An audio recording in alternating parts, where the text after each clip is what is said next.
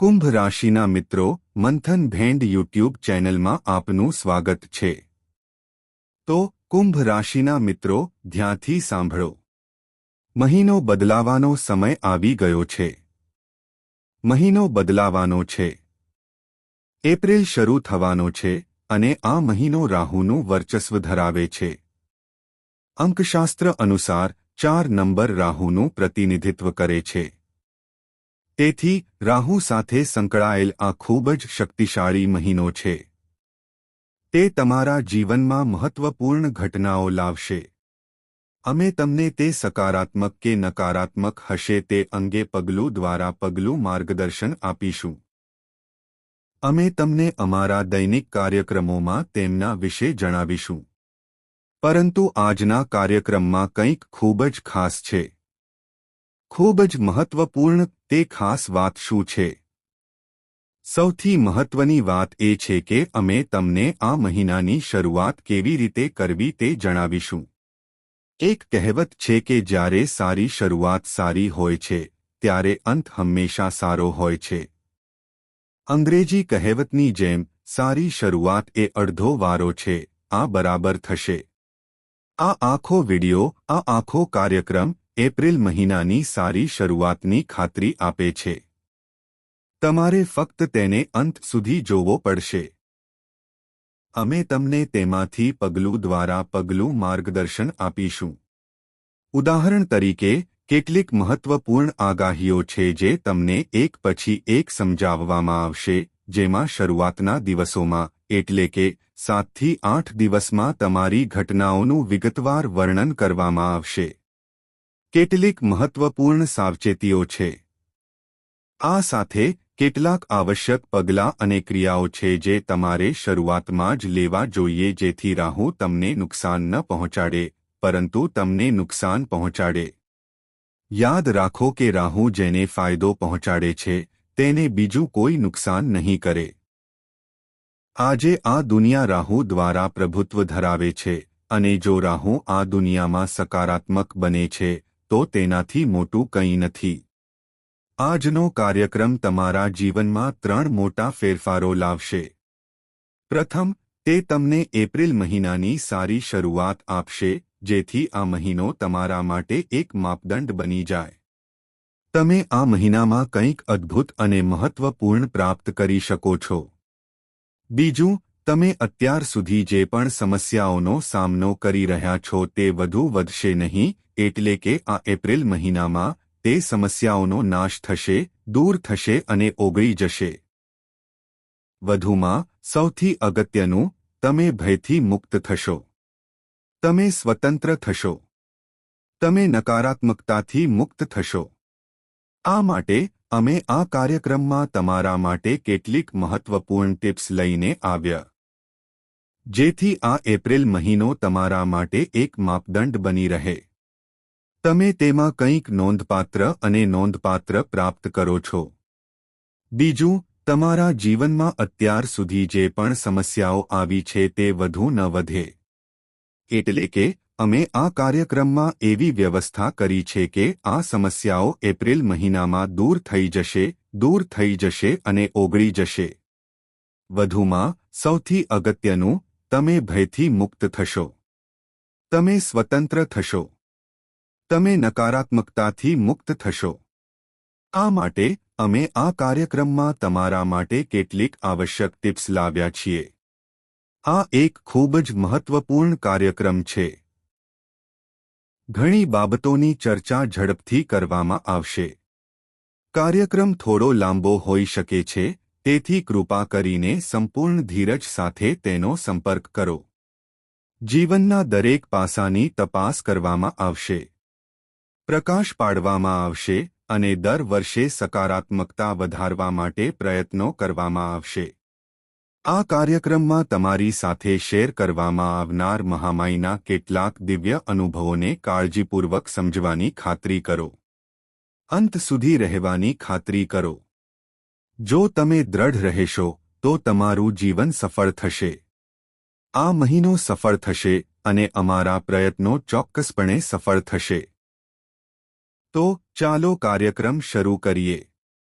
મહામાઈની મુલાકાત લઈએ. ટિપ્પણી વિભાગમાં ભક્તિ સાથે લખો. લાગણી સાથે લખો, હે મહામાઈ, અમે તમારા પરિવારના બાળકો છીએ. અમે તમારા સંગીત બાળકો છીએ. તમારી કૃપા અમારા પર રાખો. અમારા પર દયા કરો. અમને બચાવો. ઉપરાંત એક ખાસ નોંધ એ છે કે ઘણા લોકો શ્રી યંત્રનો ઓર્ડર આપી રહ્યા છે અને લોકોને ખૂબ જ સકારાત્મક સમાચાર અને શુભ વિચારો મળી રહ્યા છે, કારણ કે આ શ્રી યંત્ર ખૂબ જ અદ્ભુત છે. તે દેવી લક્ષ્મીના શક્તિશાળી મંત્રો સાથે જાગૃત થાય છે. તેને 1.25 લાખ મંત્રોથી જાગૃત અને અભિષેક કર્યા પછી તમને મોકલવામાં આવી રહ્યું છે. આમ તે દેવી લક્ષ્મીનું સ્વરૂપ બની જાય છે. લક્ષ્મીના બધા સ્વરૂપો તેમાં રહે છે. જો તમે પણ તમારું પોતાનું શ્રી યંત્ર ઓર્ડર કરવા માંગતા હો તો નંબર વિડીયોમાં છે. કોલ કરો. બધી માહિતી મેળવો અને શક્ય તેટલી વહેલી તકે ઓર્ડર કરો, કારણ કે અમે ખૂબ જ મર્યાદિત માત્રામાં જાગૃત કર્યું છે. તમારા યંત્રનો ઓર્ડર આપો તે સમાપ્ત થાય તે પહેલાં. ઠીક છે. તો ચાલો આપણા મુખ્ય વિષય પર પાછા આવીએ. ચાલો આગાહીઓ વિશે વાત કરીએ. ચાલો જાણીએ કે આ એપ્રિલ મહિનામાં તમારું જીવન કેવું રહેશે. તમારા પરિવારની પરિસ્થિતિ કેવી રહેશે. તમારા વ્યવસાય અને નોક. શું તમે જઈ રહ્યા છો? આ શરૂઆતના સમયમાં કઈ બાબતો તમારા માટે ફાયદાકારક રહેશે? તમારા જીવનમાં ઉન્નતિ લાવશે? તમને તરત જ આગળ ધપાવશે? તો ચાલો બધું કાળજીપૂર્વક સમજીએ. જય માઈકી. મિત્રો, આચાર્ય અમિત જ્યોતિષ અને તંત્રના ક્ષેત્રમાં એક જાણીતું નામ છે. પૂજ્ય ગુરુદેવના આધ્યાત્મિક વ્યવહાર અને જ્યોતિષીય અનુભવો અત્યંત દૈવી છે. હા, પૂજ્ય ગુરુદેવે દરેક કુંડળીનું વિશ્લેષણ કર્યું છે અને સચોટ ઉકેલો આપ્યા છે અને કુંડળી અનુસાર મહામાઈમાં બગલામુખીના વિશેષ આશીર્વાદ છે. તેમના જીવનમાં ચોક્કસપણે સકારાત્મક પરિવર્તન આવ્યા છે. સમસ્યા ગમે તેટલી મુશ્કેલ હોય, ઉકેલ ચોક્કસપણે મળી ગયો છે. હવે જો તમે પણ તમારા જીવનમાં કોઈ મોટી સમસ્યા, જેમ કે વધતા દેવા, કામ અને વ્યવસાય બંધ થઈ ગયો છે, સંબંધોમાં તણાવ મર્યાદાથી વધુ વધી ગયો છે અને તમારું આખું જીવન નકારાત્મકતાથી ભરેલું છે, તો આ યોગ્ય સમય છે કે તમે કોઈ મહાન ગુરુ પાસેથી માર્ગદર્શન મેળવો અને તમારા જીવનના અંધકારનો અંત લાવો અને દૈવી પ્રકાશ તરફ આગળ વધો. વિડીયોમાં આપેલા નંબરો પર તાત્કાલિક સંપર્ક કરો અને પૂજ્ય ગુરુદેવ દ્વારા તમારી કુંડળીનું વિશ્લેષણ અને ઉકેલ કરાવો. વિલંબ કરશો નહીં. તમારા દેવી દેવતાઓના આશીર્વાદથી આ તક તમારી પાસે આવી છે. તેને ચૂકશો નહીં. હમણાં જ ફોન કરો અને ગુરુદેવનું માર્ગદર્શન મેળવો. મહામાઈ તમને આશીર્વાદ આપે. આભાર. કંઈ પણ શરૂ કરતા પહેલા એક વાત કાળજીપૂર્વક સમજો. આ મહિનાની શરૂઆતમાં તમારે ખૂબ જ ગંભીરતા, ધીરજ અને ખૂબ જ માપેલા અભિગમ સાથે કામ કરવું પડશે. આનો અર્થ એ છે કે કોઈની સાથે વધુ પડતી વાત ન કરો. કોઈને વધુ પડતી કંઈ પણ બતાવશો નહીં. સમય પહેલા વસ્તુઓનો ખુલાસો ન કરો અને સમય બગાડો નહીં. આનો અર્થ એ છે કે તમે જેટલી સમજદારીથી કાર્ય કરશો તેટલી જ તમે પ્રગતિ કરશો. એક બીજી વાત, ચાલો તમને જણાવીએ, રાહુ એક પડછાયો છે. રાહુ એક ક્ષણિક અંધકાર છે અને તે ઈચ્છે છે કે તમે અંધકારમાં રહો. તેમાંથી બહાર ન આવો, કારણ કે આ તેની દુનિયા છે. તો મારો કહેવાનો અર્થ એ છે કે તમે જેટલા વધુ અંધકારમાં જશો, પ્રકાશથી જેટલા દૂર જશો, તેટલા વધુ તમે રાહુના ક્ષેત્રમાં જશો અને પછી તમારા જીવનમાં અણધારી ઘટનાઓ બનશે. નકારાત્મક ઘટનાઓ. હવે અંધકાર શું છે? આને કાળજીપૂર્વક સમજો. જો તમે તમારા વિશે નકારાત્મક વાત કરો છો, તો જાણે તમારું જીવન બરબાદ થઈ ગયું હોય. આપણું ભાગ્ય ખરાબ છે. આપણું ભાગ્ય ખરાબ છે. જો તમે તમારા વિશે આ બધી નકારાત્મક વાતો કહો છો તો તમે અંધકાર તરફ આગળ વધી રહ્યા છો. બીજું, તમે હંમેશા નકારાત્મક વસ્તુઓ જુઓ છો જે તમારી પાસે નથી. એટલે કે તમે દરેક ક્ષણે અભાવથી પીડાય છો, તેથી તમે અંધકાર તરફ આગળ વધી રહ્યા છો. ત્રીજું, તમે તમારી કંપનીને સમજદારીપૂર્વક પસંદ કરતા નથી. તેનો અર્થ એ કે દરેક પ્રકારના દુષ્ટ લોકો તમારી કંપનીમાં આવે છે. તમે ધ્યાન આપતા નથી. કંપનીનો મોટો પ્રભાવ છે. જો તમે સારા વ્યક્તિ છો તો સારી કંપનીથી તમે સુધરશો. તુલસી બાબાએ આવું કહ્યું છે, તેથી તમે તમારી કંપની પર ધ્યાન આપતા નથી. અને સૌથી અગત્યનું, તમે નિયમો અને શિસ્તનું પાલન કરતા નથી. તમે ધાર્મિક વિધિઓને ગંભીરતાથી લેતા નથી, પરંતુ ફક્ત ઔપચારિકતા તરીકે. આ બધા સંકેતો છે કે તમે અંધકાર તરફ આગળ વધી રહ્યા છો. તમે અંધકારમાં જીવી રહ્યા છો. તો આવી સ્થિતિમાં આ મહિને તમારા જીવનમાં નકારાત્મક ઘટનાઓ ખૂબ જ સામાન્ય બનશે. ઠીક છે. અમે તમને શરૂઆતમાં જ આ કહી રહ્યા છીએ. આ સાથે જે લોકોની કુંડળીમાં રાહુનું સ્થાન નકારાત્મક હોય છે અને જેમની કુંડળીમાં ખામીઓ હોય છે, જેમ કે પિતૃદોષ, ગુરુ ચાંડાલ, અંગારક, પિશાચ વગેરે. આવા ઘણા દોષો છે. જેમની કુંડળીમાં ખામીઓ હોય છે તેમના જીવનમાં મહિને ગંભીર નકારાત્મક ઘટનાઓનો સામનો કરવો પડશે. હવે તમારામાંથી કેટલાક કહેશે, ગુરુજી, તમે હંમેશા નકારાત્મક વિશે વાત કરો છો. તમે કંઈ પણ સકારાત્મક નથી કહેતા. તો આખો કાર્યક્રમ જુઓ, અમે તમને બધું જણાવીશું. પરંતુ વાસ્તવિકતા પ્રગટ થવી જ જોઈએ. સત્ય એટલું શુષ્ક અને કડવું છે કે દરેકને તે ગમતું નથી. તે કદરૂપું છે. આ કળિયુગમાં સત્યનો ચહેરો કદરૂપો બની ગયો છે.